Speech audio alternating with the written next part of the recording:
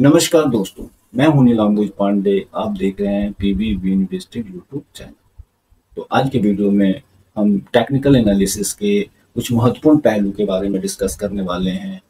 ये महत्वपूर्ण पहलू जो आपको शेयर मार्केट में, चाहे आप एक लॉन्ग टर्म इन्वेस्टर हैं या शॉर्ट टर्म, सही निर्णय लेने में आपको काफ़ी मदद करते हैं। आप अपने प्रॉफिट को इसके माध्यम से बढ़ा सकते हैं और अपने होने वाले लॉस को कम कर सकते हैं। तो चलिए वीडियो को शुरू करते हैं। वीडियो को स्टार्ट करने से पहले आप लोगों से रिक्वेस्ट है कि इस चैनल को लाइक कीजिए, सब्सक्राइब कीजिए, अपने लोगों को शेयर जरूर कीजिए। अगर अभी तक आप लोगों ने अपना डीमैट अकाउंट ओपन नहीं करवाया है तो डिस्क्रिप्शन बॉक्स में या आई बटन पे लिंक दे रहा हूँ, वहाँ से आप चाहें तो अपना डीमैट अकाउंट ओपन कर सकते हैं। तो चलिए वीडियो को शुरू करते हैं।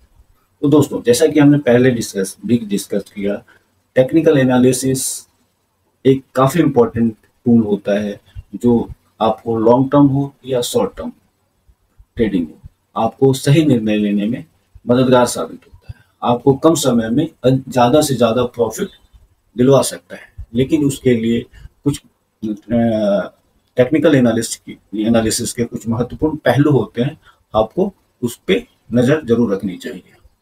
तो दोस्तों, जैसा कि हमने पहले भी डिस्कस किया है कि शेयर मार्केट में टेक्निकल एनालिसिस काफ़ी एक इम्पोर्टेंट टूल होता है जो सही समय पे आपको सही निर्णय लेने में सहयोग करता है।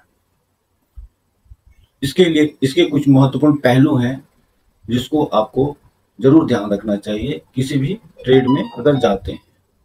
खास करके अगर आप शॉर्ट टर्म ट्रेडिंग के लिए जा रहे हैं, चाहे वो इंट्राडे ट्रेडिंग हो, चाहे वो स्विंग ट्रेडिंग हो, चाहे वो आप शॉर्ट टर्म ट्रेडिंग करते हैं, तो इनके लिए काफ़ी उपयोगी होते हैं ये पहलू। तो चलिए देखते हैं वन बाय वन कि कौन कौन से पहलू पे हमें ध्यान जरूर देना चाहिए। तो जो पहला आता है कैंडलस्टिक पैटर्न। कैंडलस्टिक पैटर्न एक एक कैंडल के कुछ पैटर्न बनते हैं, उसके हिसाब से वो काम करता है। यह आपको एक इंडिकेशन देता है कि कौन अब ये जो स्टॉक का जो प्राइस है वो कहाँ जाने वाला है। ये एक बुलिश ट्रेंड, ये आपको एक किसी भी स्टॉक के ट्रेंड को प्रिडिक्ट करने में काफी मददगार साबित होता है। क्योंकि जैसा हमने पहले भी काफी वीडियो में डिस्कस किया कि ये कैंडल हमें कुछ बताते हैं और उस कैंडल को देखकर हम एक प्रिडिक्शन करते हैं कि आपका जो शेयर का प्राइस है, जो प्राइस एक्शन है, वो किधर जाने वाला है। तो ये कैंडलस्टिक पैटर्न को सही तरीके से समझने के लिए आपको अगर सही से समझना है तो इस पे हमने सेपरेट वीडियो भी बना रखा है, तो वहां से जाकर आप प्लेलिस्ट से इनको देख सकते हैं कि कैंडलस्टिक पैटर्न क्या होता है। या अगर आप कुछ सेपरेट किसी भी स्पेसिफिक कैंडलस्टिक पैटर्न पे अगर आप वीडियो चाहते हैं तो कमेंट बॉक्स में जरूर कमेंट करें, तो मैं आपको कोशिश करूंगा कि उस पर वीडियो बना सकूं। तो कुछ इंपॉर्टेंट कैंडलस्टिक पैटर्न होते हैं जो, जैसे कि डबल टॉप। डबल टॉप क्या होता है? एक पेयरिश कैंडलस्टिक पैटर्न होता है। वो हमें इंडिकेट करता है कि अब प्राइस डाउनवर्ड ट्रेंड में जाने वाला है। डबल बॉटम पैटर्न एक ऐसा पैटर्न होता है जो ये हमें इंडिकेट करता है कि अब प्राइस जो है अपवर्ड डायरेक्शन में जाने वाला है। हेड एंड शोल्डर पैटर्न में ये पैटर्न ये इंडिकेट करता है कि अब जो किसी भी स्टॉक का प्राइस जो है डाउनवर्ड ट्रेंड में जाता है। तो बहुत सारे पैटर्न हैं, तो इन चीज़ों को आपको सही तरीके से समझना पड़ेगा, तभी आप एक सही समय पे एंट्री कर सकते हैं। क्योंकि देखिए, शेयर मार्केट में एंट्री और एग्जिट ये सबसे इम्पोर्टेंट चीज होता है। आपको सही समय जगह पे एंट्री लेना और सही जगह पे एग्जिट कर लेना, तभी आप शेयर मार्केट में अच्छा पैसा बना सकते हैं, चाहे स्टॉक कोई भी हो। अगर आप सही समय पे एंटर करेंगे और सही समय पे एग्जिट करेंगे तो आपको मतलब एक तरीके से ये कह सकते हो कि आप सही तरीके से आप अच्छा खासा पैसा शेयर मार्केट से बना सकते हो। तो timing is most important in share market. दूसरा जो इम्पोर्टेंट पॉइंट होता है वो होता है पहला हमारा ये होगा कि आप कैंडल स्टिक पैटर्न को समझिए और उसको टेक्निकल एनालिसिस में जरूर यूज कीजिए। दूसरा जो हमारा आता है वो मूविंग एवरेज का उपयोग करें। और मूविंग एवरेज क्या होता है? Moving average, exponential moving average, ये सारी चीज़ें मैंने सेपरेट वीडियो में बना रखा है, आप प्लेलिस्ट में जाकर वहाँ से भी देख सकते हैं। मैं हाई लेवल पे बता देता हूँ कि किसी भी स्टॉक का जो मूविंग एवरेज प्राइस होता है, मान लीजिए आपने 50 डेज का डे का कैंडल सेलेक्ट किया है, तो वो एक लाइन होता है जो आपको दिखाता है कि वो 50 डेज का जो एवरेज प्राइस है वो स्टॉक का, वो उसके हिसाब से वो लाइन जाता है। तो अगर आप लॉन्ग टर्म में इन्वेस्ट करना चाहते हैं तो आप 50 डेज और 200 डेज का मूविंग एवरेज का उपयोग कर सकते हैं, या एक्सपोनेंशियल मूविंग एवरेज का उपयोग कर सकते हैं। अगर आप स्विंग ट्रेडिंग या शॉर्ट टर्म ट्रेडिंग करते हैं तो आप 50 डेज, 20 डेज या 15 डेज या 50 डेज का मूविंग एवरेज का उपयोग कर सकते हैं। अब इसमें भी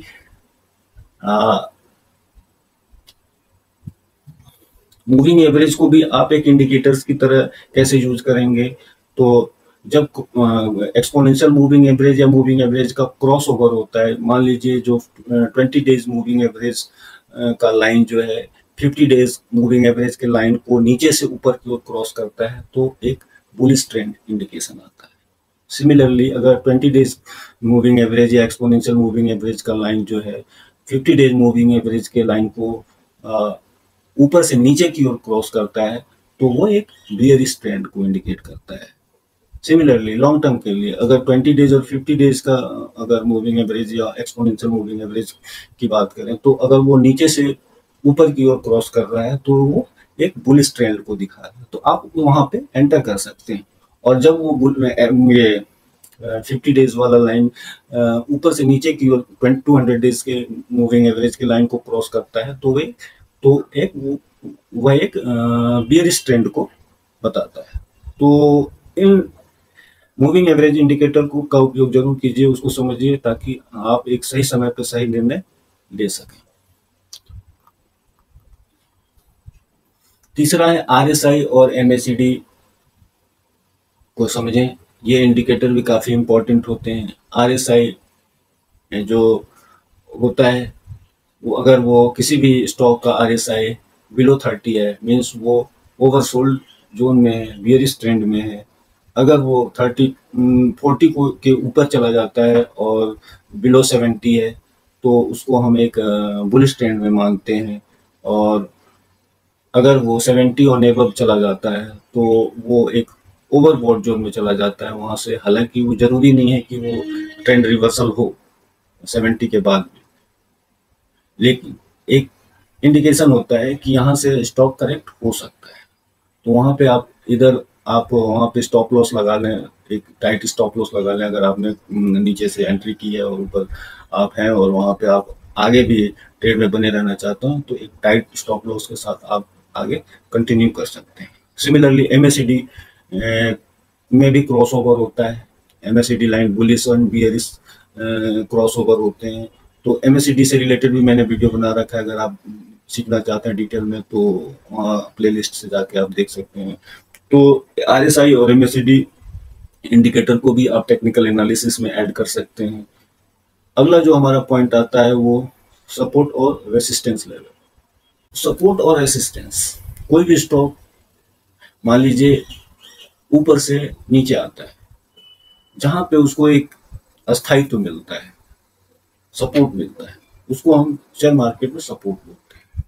और समझ रहे हैं, कोई भी स्टॉक मान लीजिए डाउनवर्ड ट्रेंड में है और जहां पे उसको एक सपोर्ट मिल जाता है, जहां पे उसको एक अस्थायित्व मिल जाता है, जहां से वो ट्रेंड रिवर्सल का इंडिकेशन देने लगता है, तो उस पॉइंट को हम स्टॉक में सपोर्ट पॉइंट कहते हैं। फिर वो ट्रेंड रिवर्सल के बाद अपवर्ड ट्रेंड में जाता है, जहां पे उसको एक रिजेक्शन मिलता है, मीन्स उस रिजेक्शन उसके बाद वो स्टॉक ऊपर नहीं जा पाता है, तो उसको हम एक रेसिस्टेंस बोलते हैं। तो आपको अगर ट्रेड करते हैं तो आपको किसी भी स्टॉक का सपोर्ट और रेसिस्टेंट की जानकारी होना बहुत जरूरी है। तभी आप प्रॉफिट कैसे बुक करेंगे, आपको एंट्री कहाँ करना है, जहां पे आपको एक सपोर्ट हो, क्योंकि सपोर्ट के नीचे ही आप स्टॉप लॉस लगाएंगे। तो आपको स्टॉप ही ये सपोर्ट ही नहीं पता होगा, फिर आप स्टॉप लॉस कैसे लगाएं और कहाँ पे आपको प्रॉफिट बुक करना है। उसके लिए आपको रेसिस्टेंस पता होना चाहिए, तभी आप सपोर्ट प्रॉफिट को बुक कर सकते हैं। नहीं तो फिर वो आपको, क्योंकि शेयर मार्केट बिल्कुल ऊपर ऊपर या नीचे नीचे नहीं आता, वो ऊपर जाता है फिर करेक्ट होता है, फिर ऊपर जाता है फिर नीचे आता है। तो ये करेक्शन होता है, तो आपको सपोर्ट की और रेसिस्टेंस की जानकारी होना अति आवश्यक है। तो आप कहीं पे भी जब एंटर करते हैं तो ये कोशिश कीजिए कि आपका जो सब जहाँ पे भी एंटर करें उसके आसपास में आपका एक सपोर्ट हो, स्ट्रॉन्ग सपोर्ट। और प्रॉफिट बुक करने समय जहाँ पे आपको लगता है कि ये एक रेसिस्टेंस है, वहाँ पे आप अपना प्रॉफिट बुक कर सकते हैं। तो जो सपोर्ट और रेसिस्टेंस को जानना समझना बहुत जरूरी है टेक्निकल एनालिसिस में। वेल, फिर आता है आपको वॉल्यूम की जानकारी। किसी भी स्टॉक में स्टॉक कभी कभी आपको वॉल्यूम की जानकारी होना अति आवश्यक है। किसी भी स्टॉक में अगर आप एंटर कर रहे हैं, क्या उसका वॉल्यूम है, बायर्स कितने हैं, सेलर्स कितने हैं। अगर बायर्स कम है, सेलर्स ज्यादा है, मीन्स आपको आपका स्टॉक जो है वो वीक है, बियरिश ट्रेंड में है। तो आपको ये ध्यान रखना होगा, वॉल्यूम पे नजर रखना होगा। अगर बायर्स कम है, सेलर्स कम है, बायर्स ज्यादा है, मीन्स अब स्टॉक जो है वो एक बुलिश ट्रेंड में जाने वाला है। तो वॉल्यूम पे जरूर नजर रखें। अगला जो पॉइंट होता है वो risk management and stop loss की अहमियत को समझना। रिस्क मैनेजमेंट क्या है? आप किसी भी ट्रेड में जाते हैं तो उसका रिस्क एनालिसिस पहले करें। रिस्क एनालिसिस क्या करेंगे? पहली चीज की आपको कितने का ट्रेड लेना है, आपको कितने में एंट्री लेना है और कितने में प्रॉफिट बुक करके एग्जिट करना है, आपका स्टॉप लॉस कितना होना चाहिए। रिस्क रिवार्ड रेशियो भी आता है इसमें। रिस्क रिवार्ड रेशियो में मैक्सिमम आप उसी ट्रेड में एंटर करेंगे जहां पे आपको अगर 50 रुपए का नुकसान हो रहा है तो फायदा कम से कम 100 रुपए का होना चाहिए। तो 1:2 का रेशियो को मैक्सिमम आप अलाउ कर सकते हैं। वैसे लॉस जितना कम हो, प्रॉफिट जितना ज्यादा हो, इट इज बेटर। लेकिन मैक्सिमम आप उसी ट्रेड में एंटर करें जिसमें आपका लॉस जो है वो मैक्सिमम आधा हो और प्रॉफिट हो तो मैक्सिमम वो 2 गुना हो। अगर आप 50 रुपए का लॉस करने को तैयार है तो मैक्सिमम मिनिमम आपका जो प्रॉफिट होना चाहिए वो 100 रुपीज का होना चाहिए। तो इस तरीके से आप स्टॉक मार्केट में जी तो प्रॉपर तरीके से रिस्क एनालिसिस और स्टॉप लॉस की जानकारी जरूर रखें, ताकि आप अपने लॉन्ग टर्म के लिए आपका जो निवेश है वो सुरक्षित रहे। अगर आप शॉर्ट टर्म ट्रेडर हैं तो आपके जो बड़े नुकसान तत्काल में होने वाले उससे आप बच सकें। तो दोस्तों, ये थे टेक्निकल एनालिसिस के कुछ महत्वपूर्ण पहलू जिस पे आपको डेफिनेटली ध्यान रखना चाहिए, तभी आप एक सफल इन्वेस्टर बन सकते हैं और अपने प्रॉफिट को बढ़ा सकते हैं और लॉस को मिनिमाइज कर सकते हैं। तो अगर आपको यह वीडियो पसंद आया हो तो इसे लाइक शेयर और सब्सक्राइब जरूर करें और हमारे चैनल को सब्सक्राइब भी करें। अगर आप नए हैं तो बिल्कुल सब्सक्राइब करिए, अगर आप पुराने भी हैं और अभी तक सब्सक्राइब नहीं किए तो सब्सक्राइब जरूर करें। तो तभी आपको शेयर मार्केट से रिलेटेड महत्वपूर्ण जानकारियां जो मैं डालते रहता हूं आपको आप तक पहुंचता रहे, और बेल आइकन जरूर दबाएं। तो मिलते हैं नेक्स्ट वीडियो में, तब तक के लिए शबा खैर, धन्यवाद, जय हिंद, जय भारत, थैंक यू।